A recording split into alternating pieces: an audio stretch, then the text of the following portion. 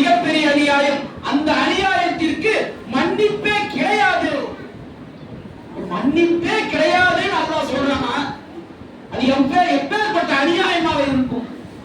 அப்படிப்பட்ட அநியாயத்தோடு ஒருவன் அமல்களை சுமந்து வந்து அல்லாஹ்விடத்தில் வந்து நின்றான் என்று சொன்னால் அது ஏற்றுக்கொள்ளப்படுமா? நமக்கு ஒருத்தர் அநியாயம் செஞ்சுட்டு வந்து நின்னாரா நம்ம எடுத்துக்குவோமா? மனுஷனுக்கு மனுஷன் நினைச்சு பாருங்க.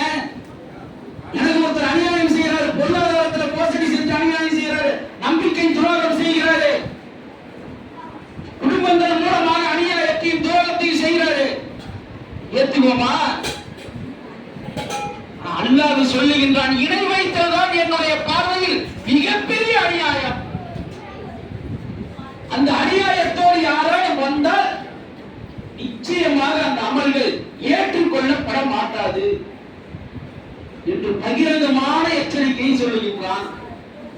நம்ம என்ன நினைக்கிறோம்னா, தொழுகிறோம், நோன்பு நோக்கிறோம், தான தர்மம் செய்கிறோம், ஜக்காத்து கொடுக்கிறோம், எல்லாமே செய்யறோம். இணை வைத்தலுடைய ஏதேனும் ஒரு சாயல், ஏதாச்சும் ஒண்ணு நம்மள்ட்ட ஒட்டிக்கிட்டு இருக்கா? நல்ல நேரம் பார்க்கிறோமா, கெட்ட நேரம் பார்க்கிறோமா?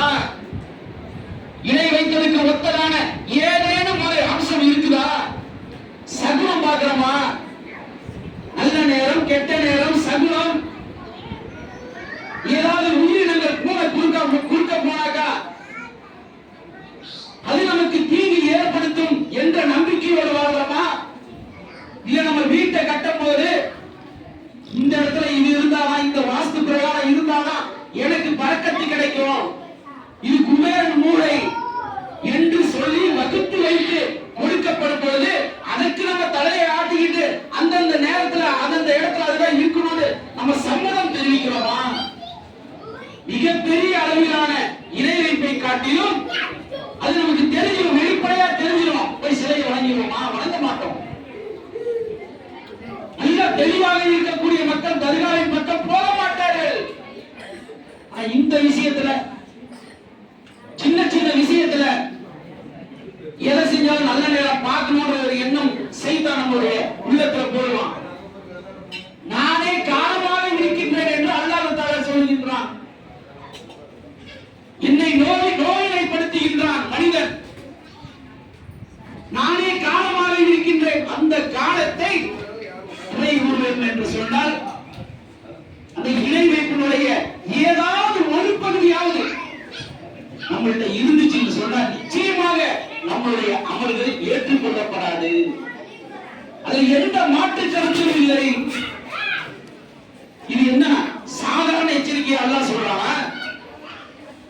இந்த ஏகத்துவத்தை இந்த மக்களிடத்தில் சொல்ல வந்த நபிகளுக்கு, நபிமார்களுக்கு சொல்லுகின்றான். பிரதான வேலை அவங்களுக்கு